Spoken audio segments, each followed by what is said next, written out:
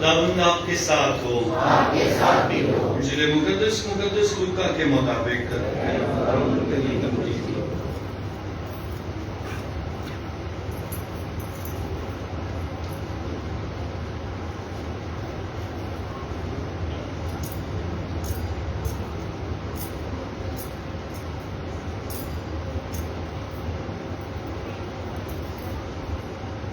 اس کا 17 باب 5ویں آیت سے،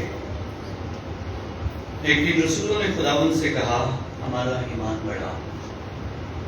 خداوند نے کہا اگر تم رائی کے دانے کے برابر بھی ایمان رکھتے اور تم اس شہتوت سے کہتے کہ جڑ سے اکھڑ کر سمندر میں جا لگ تو وہ تمہاری مانتا۔ اور تم میں سے ایسا کون ہے جس کا ایک غلام ہلواہا یا چرواہا ہو کہ جب وہ کھیت سے آئے تو اس سے کہے جلد آ کر بیٹھ کھانے بیٹھ، بلکہ اسے یہ نہ کہے کہ میرا عشاء تیار کر جب تک کہ میں کھاؤں پیوں، کمر بستہ ہو کر میری خدمت کر، اس کے بعد پھر خود کھا پی لینا۔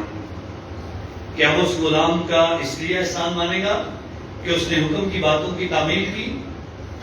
اسی طرح ان سب باتوں کی تعمیل کے بعد جن کا تمہیں حکم ہوا تم بھی کہو کہ ہم نکمے غلام ہیں، جو کرنا ہم پر واجب تھا وہی کیا۔ انجیل پاک کے وسیلہ سے ہماری خطائیں معاف کی جائیں۔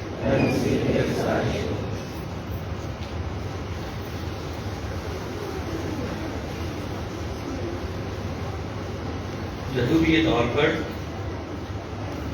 عام اتواروں میں سے 27ویں اتوار کی عبادت کا ہم حصہ ہیں، اور آج رسولوں نے ایک سوال کیا ہے جو بڑا اہم ہے۔ شاید کئی بار ہم نے بھی سوچا ہو، کئی بار یہ سوال ہمارے بھی دل میں آیا ہو، کئی بار ہم نے بھی محسوس کیا ہو کہ ہمیں اس کی ضرورت ہے۔ اور سوال ہے، اے خداوند ہمارا ایمان بڑھا۔ سارے بولیں گے ذرا یہ آیت ایک دفعہ، اے خداوند ہمارا ایمان بڑھا۔ سارے ایک دفعہ پھر ایک دفعہ بولیں گے، اے خداوند ہمارا ایمان بڑھا۔ یہ آیت اپنے اندر کیا رکھتی ہے، آج ہم اس کو جاننے کی کوشش کریں گے۔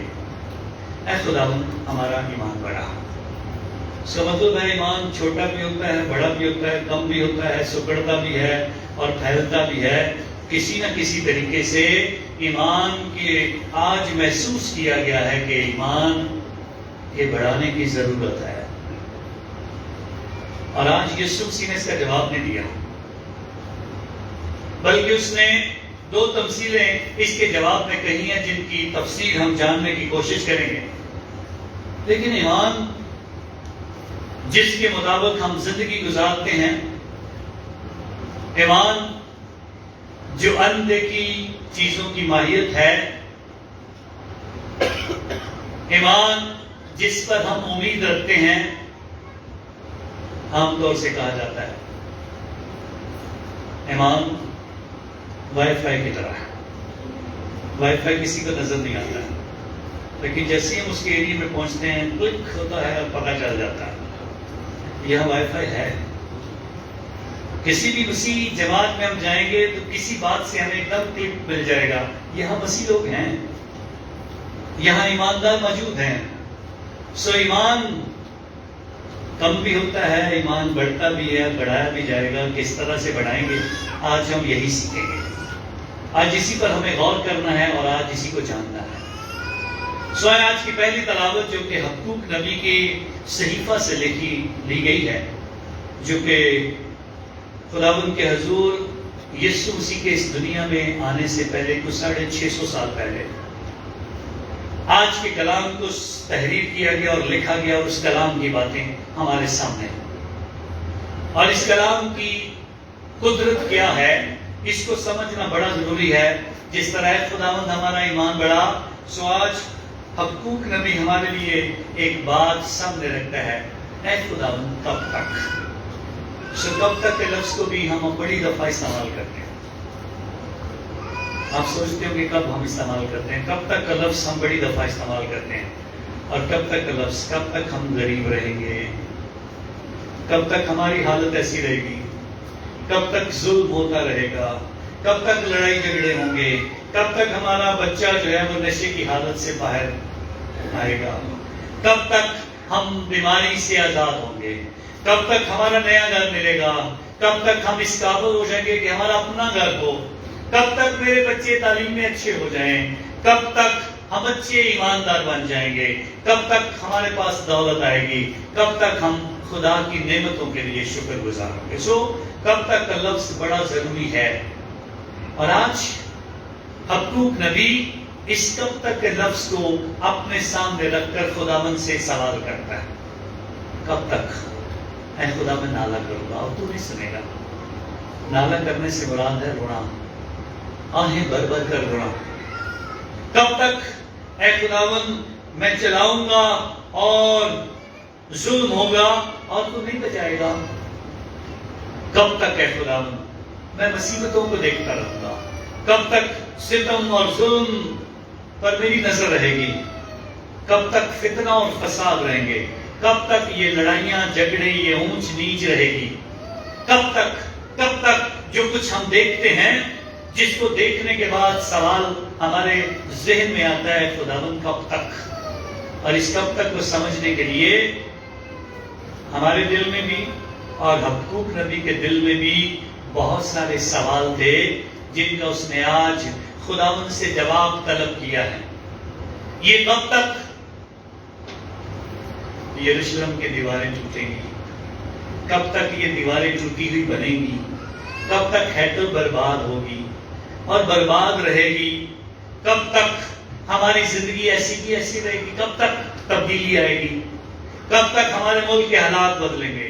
کب تک غربت اور مہنگائی ختم ہوگی؟ کب تک ہم آسانی کے ساتھ بجلی کے بل شاید دے سکیں گے؟ سوال بڑے سارے ہیں. لیکن اس کب تک میں جو حقوق نبی کہہ رہا ہے، اس میں گلہ بھی ہے لیکن نا امیدی نہیں ہے. گلہ بھی ہے اور خدا پر بھروسہ بھی ہے. اور گلہ اسی سے کیا جاتا ہے جس سے امید ہوتی ہے کہ وہ ہمارے گلہ کرنے کی بات کو سنے گا اور سمجھے گا کہ کچھ غلط ہوا ہے. لیکن جن سے ہم گلہ بھی نہیں رکھنا چاہتے، جن سے گلہ کرنا بھی نہیں چاہتے، انہیں ہم صاف اور سادہ لفظوں میں کہتے ہیں آپ باڑ میں جاؤ، ہمارا آپ کا کوئی تعلق نہیں، ہمیں آپ کی ضرورت نہیں ہے، ہم آپ کے بغیر بھی زندگی گزار رہے گے. لیکن حقوق نبی کہتا ہے خدا پر بھروسہ کبھی نہیں چھوڑنا ہے. گلہ ضرور ہے. کب تک ہوگا یہ سب کچھ؟ کب تک حالات بدلیں گے؟ اور ان حالات کے بدلے جانے کے عمل کے لیے لازمی ذکر کیا گیا ہے ایک بات کا، جو کہ آج کی پہلی تلاوت کے آخر میں الفاظ پڑھے جاتے ہیں، پر ایمان سے صادق زندہ رہے گا. یہ آیت بھی ہم سارے یاد کریں گے آج. پر ایمان سے صادق زندہ رہے گا. سارے بولیں گے پر ایمان سے صادق زندہ رہے گا. ایمان سے صادق جو ہے وہ زندہ رہے گا. یہ ان سارے سوالوں کا جواب ہے. اگر آپ کا ایمان ہے تو آپ زندہ رہو گے. آپ کا ایمان ہے اور امید ہے کہ میں بیمار ہوں، تندرست ہوں گا، زندگی ملے گی. آپ کا ایمان ہے خدا شفا دے سکتا ہے، تندرستی دے سکتا ہے تو وہ دے گا. آپ کا ایمان ہوگا کہ ہم اس مشکل سے نکل سکتے ہیں، ضرور نکلیں گے. آپ کا ایمان ہوگا تو آپ خدا کے حضور اس بات کے لیے تیار ہو جائیں گے کہ ہمیں خدا کے حضور کچھ اور ایسا کرنا ہے، کچھ طریقے بدلنے ہیں، کچھ سوچ بدلنی ہے، کچھ حالات کو بدلنا ہے، کچھ ارد گرد کی چیزوں کو بدلنا ہے، شاید کچھ دوستیاں بدلنی ہیں، کچھ تعلقات بدلنے ہیں، کچھ ماں باپ کے حوالے سے باتیں تبدیل کرنی ہیں، کچھ اپنے مسیح ایمانداروں کے حساب سے کچھ باتوں کو تبدیل کرنا ہے. تب ہماری زندگی میں ہمارے لیے زندگی کا پیغام آئے گا. اور اگر سب کو بیماری کے بعد موت ہی نظر آتی ہے تو پھر اس کے پاس امید نہیں ہے، وہ زندہ بھی نہیں رہے گا. ضروری نہیں ہر تکلیف کا انجام موت ہی ہے. ضروری نہیں کہ شوگر ہو گئی ہے تو پھر مر جانا ہے. ضروری نہیں کہ ہارٹ اٹیک آ گیا تو ایک دم بندہ چلا جاتا ہے. ضروری نہیں ہے کہ ہمیں فالج ہوا ہے تو اس کے بعد ایک دم سے ختم ہو جائیں گے. یسوع مسیح نے فالج کو بھی زندہ ہے، ان کو بھی تندرستی دی ہے. कुबड़े मुंह को ठीक कर दिया है, लंगड़ों को चलने की ताकत दी है, बीमारों को और बिस्तर पर पड़े हुए बीमारों को उसने ठीक कर दिया है, और मुर्दे जिनके जनाजे लेके जा रहे थे और जिनके घरों में जनाजे पड़े थे उनको भी जिंदा करके उसने बता दिया है। अगर आपका ईमान है, और ईमान से ही साधक जिंदा रहेगा। सो बड़ा जरूरी है, सवाल करना अच्छी बात है, लेकिन सवाल के साथ अपने अंदर मुझे उस सवाल का जवाब पाने के लिए मुझे कुछ तैयारी करनी है।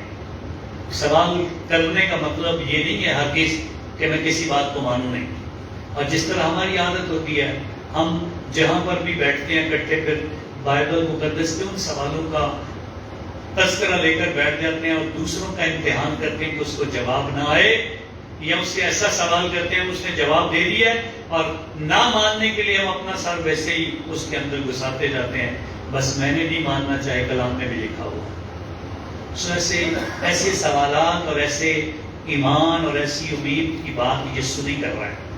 आज खुदा का कलाम इस बात के लिए तैयार है कि आपकी मदद करे, लेकिन आप अपने ईमान को किस तरह बढ़ाओगे, आज यही सवाल रसूलों ने किया है।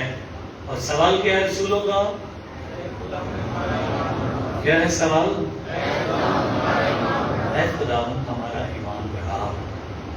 सो आज पहले हबक्कूक नबी बताता है उम्मीद के बगैर ईमान नहीं बढ़ेगा, और ईमान अगर आ गया है तो फिर सादिक जिंदा भी रहेगा। लेकिन इस ईमान को आप बढ़ाएंगे कैसे? हम इसकी तरफ तवज्जो करते हैं। ऐ खुदावंद हमारा ईमान बढ़ा। दो बातें यीशु ने कर दी हैं, ईमान बढ़ाने का तरीका नहीं बताया। दो बातें यीशु ने की हैं। पहली बात, अगर तुम में राई के दाने के बराबर भी ईमान है तो इसका मतलब है उतना भी नहीं है हमारे पास। तो अगर राई के दाने के बराबर ईमान है तो शैतान से कहो कि जड़ से उखड़ जाए, और उसके बाद जाकर समंदर में जा लगे। शैतान का लफ्ज, शैतान का दरख्त, और यही पौधा खुदावंद ने क्यों इस्तेमाल किया है? वो कोई और शीशम का दरख्त भी कर सकता था, जैतून का दरख्त भी कर सकता था, अंजीर का दरख्त भी कर सकता था, कोई और दरख्त का नाम भी ले सकता था, लेकिन शैतान का दरख्त का नाम दिया गया। शैतान का दरख्त जो है, जिसके घर में उसको पता है ये कितना चिड़ा होता है, बहुत सख्त होता है, इसकी जिंदगी बड़ी लंबी है, इसकी 600 साल तक जिंदगी है। शैतान के दरख्त की जड़ें बहुत ज्यादा लंबी होती हैं, और जड़ें लंबी होने की वजह से इसकी जिंदगी भी लंबी होती है, और जिसकी जड़ें लंबी नहीं होती हैं उसकी जिंदगी भी कम होती है। और आप अपनी जिंदगी अगर बढ़ाना चाहते हैं तो अपनी जड़ें बढ़ाओ दूसरों तक। अपने आप को छोटा करते जाओगे, ताल्लुकात छोटे करते जाओगे, अकेले करते जाओगे, सोसाइटियों में जगह ढूंढते जाओगे, फिर आप टूटते जाओगे, और फिर पता नहीं कब खत्म हो जाएंगे, पता भी नहीं चलेगा। सो शैतान का जिक्र करने का मतलब यह है, शैतान इतनी जल्दी खत्म नहीं होता है। लेकिन यीशु कहते हैं अगर आपके अंदर राई के दाने के बराबर ईमान है तो शैतान से कहोगे जड़ से उखड़ जा, सो वो जड़ से उखड़ जाएगा। मुश्किल काम है, उखड़ जाएगा। दूसरा काम जो यीशु कह देता है, जाकर समंदर में जा लग। अब शैतान को अपनी जड़ें फैलाने के लिए मिट्टी की जरूरत है, अब पानी में जाकर कैसे लगेगा? सो खुदा नामुमकिन को मुमकिन बना सकता है। सो ईमान इस तरह का रखना है कि अगर आपके अंदर राई के दाने के बराबर भी ईमान है तो उसको संभालो, ये बढ़ सकता है। अगर आपके अंदर राई के दाने के बराबर ईमान है तो किसी चीज को कहोगे हो जाएगी, और ये भी कि जो नामुमकिन है उसके लिए भी इल्तिजा करोगे तो वो भी हो जाएगा। लेकिन ईमान तो रखो, ईमान जो है उसको संभालो, ईमान से दूर न भागो, ईमान को खराब न करो। और इसीलिए खुदा के हुजूर आज हमारी रहनुमाई की जाती है कि हम ईमान की इस बात को समझ पाएं। खुदा हमारा ईमान बढ़ा। दूसरी मिसाल जो यीशु मसीह आज देता है, एक चरवाहा या हलवाहा जो बाहर खेत में काम करके आया है, और खेत में काम करने के बाद जब आया है तो कोई भी मालिक उसे ये नहीं कहता कि तू काम करके आए, जल्दी से ہاتھ اپنے دو اور اس کے بعد اچھے طریقے سے بیٹھ کے کھانا کھا. کوئی نہیں کہتا. کیا کہتے ہیں ہم؟ آپ کے گھروں میں جو صفائی کرنے آتے ہیں، کیا کبھی آپ نے ان کی اتنی عزت کی ہے بیٹھو پہلے روٹی کھا لو پھر کام کر لینا؟ کوئی نہیں کرتا. اور آج یسوع مسیح بتاتا ہے کہ ہم ان کے ساتھ کیا سلوک کرتے ہیں. ہم ان کے ساتھ کہتے ہیں اچھا پہلے میرے لیے تیاری کر، میں کھا لوں، اس کے بعد جو بچے گا تو بھی کھا لینا. اور کبھی کبھی تو ہم یہ سوچتے بھی اس کے لیے بھی بچانا بھی ہے. سو غلام کے حضور غلاموں کا جو حال ہے اس کا تذکرہ کر کے یسوع مسیح کچھ اور سکھانا چاہتا ہے کہ دنیا کے مالک کبھی ایسا نہیں کرتے کہ اپنے غلاموں کے ساتھ اچھا سلوک کریں، لیکن ایک ہے جو اپنے غلاموں کے ساتھ اچھا سلوک کرتا ہے، اور وہ کون ہے؟ وہ یسوع مسیح ہے، جس نے بڑا دسترخوان بچھایا، جس نے الطار پر خود اپنے دسترخوان سے کہا یہ لو کھاؤ یہ میرا بدن ہے، یہ لو پیو یہ میرا خون ہے. اس نے اپنا دسترخوان سب کے لیے رکھا ہے. اور پھر غلام کے ساتھ تعلق ایسا ہونا چاہیے. اس نے بتایا اب سے میں تمہیں غلام نہیں کہوں گا بلکہ میں تمہیں دوست کہوں گا، جو بیٹھ کر بات بھی کر سکتے ہیں، جو ایک دوسرے کی سن سکتے ہیں، ایک دوسرے کا ساتھ دے سکتے ہیں، ایک دوسرے کی بھلائی کر سکتے ہیں، اور ایک دوسرے کے ساتھ مل کر ترقی کر سکتے ہیں. یسوع مسیح ہمیں غلام نہیں سمجھتا، وہ ہمیں دوست بناتا ہے. اب اس سے مطلب یہ ہے اپنے ارد گرد کے لوگوں کو کم تر نہ جانو بلکہ ان کے ساتھ تعلقات جوڑو، ان کے ساتھ اپنی جڑیں بڑھاؤ. ان تعلقات سے آپ کے تعلقات بڑھیں اور آپ کی پہچان دنیا میں اچھی گنی جائے. لیکن اگر ہم اپنے آپ کو چھوٹا کرتے جائیں گے، سکڑتے جائیں گے تو پھر ہمیں اس بات پر بھی غور کرنے کی ضرورت ہے کیا ہونے والا ہے. آخر میں جو الفاظ بڑے استعمال کیے گئے، سب کچھ کرنے کے بعد کیا ہوگا بتایا. ان سب باتوں کی تعمیل کے بعد جن کا تمہیں حکم ہوا تم بھی کہو گے کہ ہم نکمے غلام ہیں، جو کرنا ہم پر واجب تھا ہم نے وہی کیا. اب کون سے حکم ہم مان رہے ہیں؟ 10 حکم کس کس کو آتے ہیں؟ صحیح طریقے سے خدا کے حضور اپنے ہاتھ اٹھا کے ذرا مجھے دکھائیں. 10 حکم کس کس کو آتے ہیں؟ بڑی مہربانی آپ. تھینک یو ویری مچ. خدا آپ کو برکت دے. جن کو نہیں آتے ہیں کبھی سوچ رہے ہیں. آپ کو حکموں کا نہیں پتا تو مانو گے کیا؟ پہلا حکم کیا ہے جی؟ ایک خدا کو ماننا، فقط اسی کی بندگی اور اسی کو سو. آپ ایمان رکھتے ہو خدا کو، اس کو مانتے ہیں، اسی کو سجدہ کرتے ہیں. دوسرا خدا ان کا نام اس کو لیتے ہو بھی لیتے ہو، کبھی کبھی لے لیتے ہیں، سو حکم توڑ دیتے ہیں. تیسرا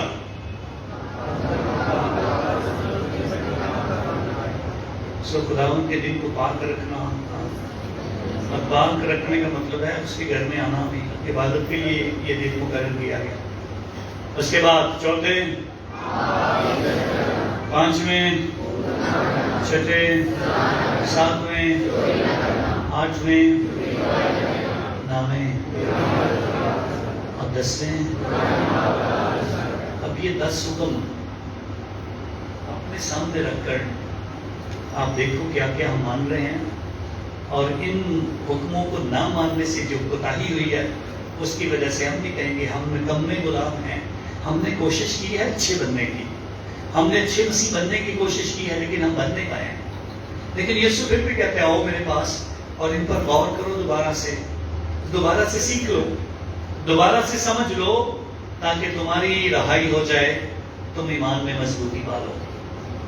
سو خدا کے حضور جن حکموں کو ہم نے مانا ہے ان کی تعمیل کے بعد بھی ہم کہیں گے کوئی نہ کوئی ذمہ داری کا حصہ رہ گیا. آپ کو جو بھی نوکری آپ کر رہے ہو، اگر آپ وہاں پہ 100% دیتے ہو تو آپ خوش ہوتے ہو، محسوس کرتے ہو. لیکن آپ اگر خدائی کرتے ہو، کام چوری کرتے ہو، آپ اس میں دگا دیتے ہو، آپ اس میں کچھ نہ کچھ چھپا لیتے ہو، آپ کسی کو نہیں پتا چلے گا، آپ اس میں دگا کرنے کی کوشش کرتے ہو، تو نوکری تو ہو رہی ہے، پیسے بھی مل رہے ہیں، تنخواہ بھی مل رہی ہے، اور اس کے بعد کیا نتیجہ ہم نے اپنے لیے بنایا؟ پھر ہم نکمے غلام ہیں. جو ہمیں کرنا تھا ہم نے وہی کیا، صرف پیسے کے لیے، اپنی سیلری کے لیے، لیکن جو خدا چاہتا تھا وہ تو نہیں کیا. اب خدا کیا چاہتا تھا؟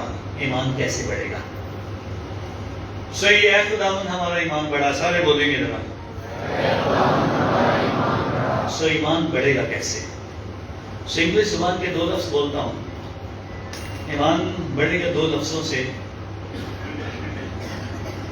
لیونگ اور گیونگ. آپ کو ایمان میں کیسے رہنا ہے، کیسے اس کی گواہی دینی ہے، کیسے اپنی زندگی سے ظاہر کرنا ہے، کیسے آپ اپنے مسیح ہونے کا اعلان کرو گے، کیسے غیر قوموں کے درمیان بیٹھ کر بھی آپ اس ایمان کا تذکرہ کرو گے اپنی زندگی سے. اور جو یسوع کہتا ہے تمہارے کاموں سے لوگ جانیں گے تم کس کے شاگرد ہو. سو اگر آپ اپنے ایمان کے ساتھ زندگی نہیں گزار رہے ہو، آپ کا ایمان آپ کے لیے ایسی گواہی نہیں ہے، تو پھر آپ ایمان میں کبھی نہیں بڑھ سکتے. سو اپنے ایمان کو بڑھانے کے لیے ہمیں دوسروں کے درمیان ایک اچھی گواہی کے ساتھ رہنا، محسوس کر رہے ہیں، اپنے مسیح ہونے کا اعلان کرنا ہے، اپنے مسیح ہونے کی برکت کو محسوس کرنا ہے. دوسرا گیونگ، دینا. کیا دے رہے ہو آپ؟ کیا میں مثال دے رہا ہوں؟ کیا گواہی دے رہا ہوں؟ کیا خدا کو دے رہا ہوں؟ کیا میں اپنی قوم کو دے رہا ہوں؟ کیا اپنے مسیح ہونے کے لیے کیا کر رہا ہوں؟ جو میں خدا کے حضور دیتا ہوں کس نیت سے دے رہا ہوں؟ میرا یتیموں کے حوالے سے، بیواؤں کے حوالے سے، بے سہارا کے حوالے سے، ضرورت مندوں کے حوالے سے، بیماروں کے حوالے سے، غریبوں کے حوالے سے میری جو ذمہ داری ہے میں کیا کر رہا ہوں؟ کہاں کھڑا ہوں اپنے ایمان کو لے کر؟ سو گیونگ اور لیونگ ہی وہ طریقے ہیں جو آپ کے ایمان کو بڑھا سکتے ہیں. اگر آپ ان دونوں چیزوں پر غور نہیں کر رہے ہو تو پھر آپ کا ایمان کہیں نہ کہیں رکا ہوا ہے. کون کون امیر ہونا چاہتا ہے؟ ہاتھ کھڑا کریں. امیر کون کون ہونا چاہتا ہے؟ منہ سے نہیں بولنے کے لیے ہاتھ کھڑا کرنے کے لیے کہا. بڑی مہربانی کہ بہت سارے نہیں بننا چاہتے ہیں. کون کون چاہتا ہے طاقتور بن جاؤں میں؟ تھینک یو ویری مچ. کون کون چاہتا ہے میں بالکل تندرست رہوں؟ شکر ہے سارے تندرستی کے لیے سارے چاہیں. کون کون کہتا ہے میں بہت بڑا آدمی بن جاؤں، مضبوط، تو سارے میری عزت کریں؟ بہت کم ہے. آپ لوگ عزت نہیں چاہتے ہو. Thank you very much. سارے بچے جو چاہتے ہیں کہ ہم پہلے نمبر پر آ جائیں، اپنی کلاس میں پہلے نمبر پر آ جائیں. شکر ہے. تھینک یو ویری مچ. کون چاہتا ہے سب سے اچھی نوکری مجھے مل جائے؟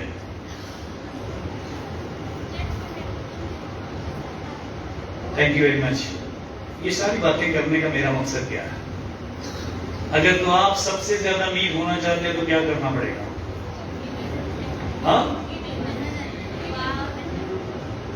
کیا کرنا پڑے گا؟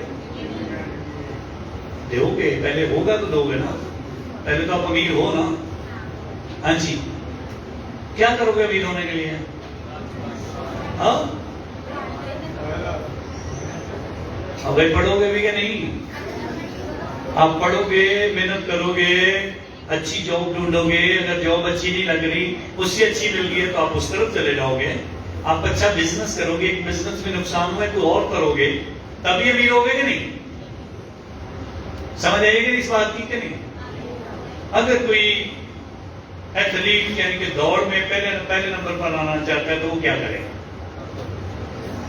ہاں جی کیا کرے گا؟ وہ پریکٹس کرے گا. کیا پریکٹس کرے گا؟ دوڑنے کی. کب دوڑے گا؟ صبح صبح کہ شام کو؟ صبح بھی دوڑے گا. اگر وہ کہے میں کبھی بھی میں فیل نہ ہوں تو وہ شام کو بھی دوڑے گا کہ نہیں؟ ہاں. اور کیا کرے گا؟ وہ اپنی ڈائٹ کا خیال رکھے گا شاید. ایسے ہی ہے تو پھر وہ کامیاب ہوگا. اگر آپ تندرست رہنا چاہتے ہیں تو پھر کیا کرنے کی ضرورت؟ سب نے ہاتھ کھڑے کیے تھے جی ہم سارے تندرست رہنا چاہتے ہیں. جی کیا کیا کرنا چاہیے؟ اونچی آواز میں بولے جی.